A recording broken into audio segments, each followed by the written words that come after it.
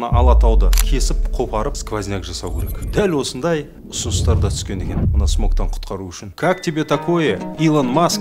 Ал мына көрші Қытайлар не істеп жатыр? Олар голландиялық архитектордың ұсынған смог фри таурын салды, алпауыт вентилятордарды қойып, ауаның қозғалысын қамтамасыз етіп жатыр. Илон Маск дәл осы проблеманы шешкен адамға $100 миллион аттым дегені бар екен. Ал біз бұл жобаны әлемге әйгілі Алматы ауылында бастап та кеттік. Қазір Алматы қаласында 5 қондырғы жұмыс істеп жатыр. 5 қондырғының шамасы келіп жатқаны вертикалдық ауа қозғалысын жасап жатыр жоғары қарай. Екіншісі электролизация. Ауада қалқып тұрған әртүрлі улы қосындылардың электролизация жасау арқылы жерге түсіп жатыр.